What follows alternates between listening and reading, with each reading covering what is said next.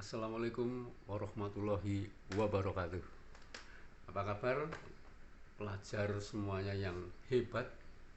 Hari ini ketemu lagi dengan Don King Smart. Ya, kita akan belajar geografi bersama-sama. Saya belajar, Anda juga belajar, saling asah asih asuh. Saya bukan manusia yang super, kita manusia biasa, jadi sama-sama belajar. Belajar itu hukumnya wajib. Long life education, ya, betul. Belajar itu sepanjang hayat masih dikandung badan. Baik, kalau kemarin di bab 1 kita membicarakan tentang wilayah dan perwilayahan serta kaitannya dengan tata ruang, perencanaan pembangunan dari tingkat pusat sampai ke tingkat kabupaten. Kali ini di dalam bab 2 kita akan membicarakan tentang, di kelas 12 ini membicarakan tentang interaksi desa kota. Oke, kita sering mendengar kata interaksi. Ya, ini kita harus tahu apa itu interaksi. Ya, pada hakikatnya interaksi itu suatu tindakan yang terjadi antara dua objek atau lebih. Sekali lagi, bahwa interaksi itu adalah suatu tindakan yang terjadi antara dua objek atau lebih yang saling mempengaruhi atau dapat menimbulkan efek satu sama lain. Nah, ini dalam hal ini kita akan membicarakan interaksi desa kota. Mengapa kok bisa terjadi interaksi? Apa yang menyebabkan? Nah, ini nanti kita bertanya mengapa bisa terjadi interaksi, akan berusaha mencari jawabannya. Bagaimana kok itu bisa terjadi? Nah, di dalam geografi, konsep interaksi ini saya bacakan saja, saya kutip dari Ullman, ya, ini pakar geografi yang dikutip oleh Bintarto. Ini bahwa salah satu konsep geografi menurut Ullman adalah konsep interaksi antar wilayah. Ya. Interaksi antar wilayah ini akan mencakup barang, manusia, kemudian mungkin jasa, terus ada interaksi itu sendiri, informasi, ide-ide yang berasal dari desa maupun ke kota atau sebaliknya. Jadi kita akan nanti membicarakan mengapa kok itu bisa terjadi interaksi. Faktor apa yang mempengaruhi terjadinya interaksi itu? Oke. Salah satu penyebab terjadinya interaksi ini karena adanya suatu perbedaan, ya. Jadi kalau orang mungkin memandang sebagai suatu perbedaan, padahal itu bukan perbedaan. Misalnya siang dan malam, itu dianggap perbedaan. Sebenarnya itu merupakan pasangan. Ya, dunia ini diciptakan memang berpasang-pasangan. Laki-laki perempuan berbeda. Sebenarnya itu pasangan laki-laki dan perempuan. Ada guru dengan murid. Ini sudah merupakan kodrat bahwa di dunia ini diciptakan bermacam mungkin perbedaan. Sebetulnya itu merupakan suatu rahmatan lil alamin yang jika itu dipandang sebagai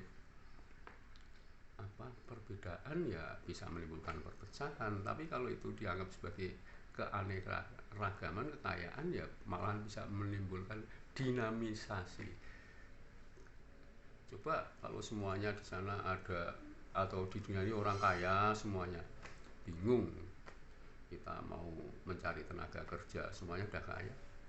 Justru karena ada mungkin kaya miskin, kemudian ada eh, penduduk yang banyak, kemudian sedikit, akhirnya terjadi dinamisasi kerjasama. Oke, nah tadi kita bicara faktor apa yang mempengaruhi terjadinya interaksi antara desa dan kota, atau di dalam geografi itu lebih tepatnya interaksi spasial, interaksi keruangan, bukan hanya desa kota tapi antar wilayah, spatial interaction. Wah, roto gaya bahasa Inggris.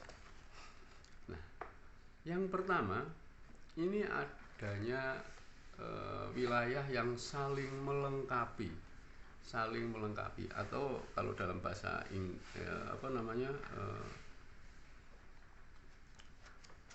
bahasa Inggrisnya ya, bahasa Inggrisnya komplementari regional, regional komplementari. Perbedaan antar wilayah, misalnya desa dengan kota. Desa dengan kota. Di desa menghasilkan produk pertanian, di kota menghasilkan hasil industri. Ya betul, hasil industri. Maka karena adanya perbedaan tersebut akan terjadi interaksi. Desa menjual hasil pertanian ke kota, kota menjual hasil industri ke desa. Jadi saling melengkapi, komplementari. Nah, yang kedua, apa yang menyebabkan terjadi interaksi itu? Faktor yang kedua itu adalah intervening opportunity, ya, kesempatan untuk mengintervensi. Nah, apa itu? Kalau kita ingat opor, ini pagi-pagi sarapan opor tuh enak sekali. Intervening opportunity. Nah, ini kesempatan untuk mengintervensi. Misalnya gini aja, contoh singkat bang. Ada wilayah A, B, dan C. Ingat, A, B, C. A misalnya surplus padi, B minus padi, kemudian C surplus padi, kemudian yang B, yang A itu wilayah A misalnya minus ikan, yang B surplus ikan, yang C surplus ikan. Antara A dan B ini akan terjadi kesempatan intervensi, tapi sifatnya lemah, hanya saling tukar menukar. Yang satu surplus padi, yang satu minus padi, hanya terjadi tukar menukar. Yang A minus ikan, yang B surplus ikan, hanya tukar menukar. Tapi yang C di samping surplus padi, surplus ikan, ini yang C inilah yang mempunyai kesempatan mengintervensi, bisa